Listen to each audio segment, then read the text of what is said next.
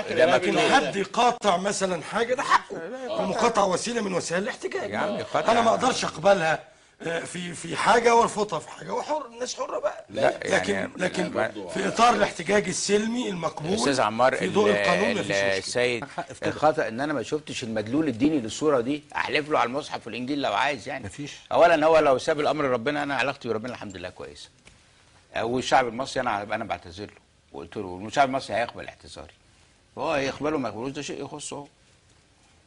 واحد بيقول لك والله العظيم ما شفت اي مدلول ديني، اموت ولا يمكن اسيء الى الاسلام، مش حصلش ابدا ان انا شفت المدلول الديني دي. طيب. انت بتدور بتتصيد خطا، وبعدين قلبتها ان انت عايز توصل. الغلط ابتدى من عندي انا، ان طبعا في الجو المشحون ده ما كانش صح خالص، والله العظيم لو جت في دماغي ما كنتش انا اساسا مستغرب من الغباء اللي نزل عليا ساعتها. خلاص كان انا شخصيا متاكد ان حضرتك ما تقصدش، وانك من الذكاء بحيث لا، ما الذكاء في الحركه دي يعني واضح انه ما كانش موجود. لا انت بتتصرف حضرتك قلت اللي متفق مع يعني رقم واحد مع طيب ممكن بس ممكن اسال حضرتك بس في البدايه، هل اخطات؟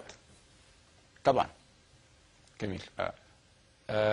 بس انا عايز ارد يعني بالتفصيل، مش هينفع كده، ما تاخدنيش في دوكا يعني. لا هدي حضرتك الفرصه.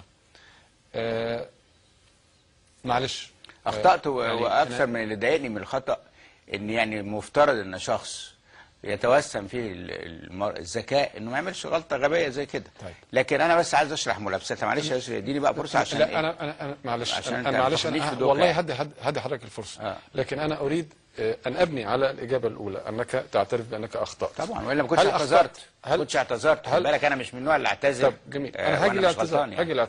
هذا الاخطاء، هذا الاعتراف بالخطا، هل هو للتوقيت كما اشار الاستاذ منتصر؟ لا. طيب هل هو للمبدا في حد ذاته؟ المبدا انك انت يستحسن المواضيع التي قد يساء فهمها او تستغل للاثاره او تفهم انها اساءه لدين اخر، يستحسن واحد يبعد عنها.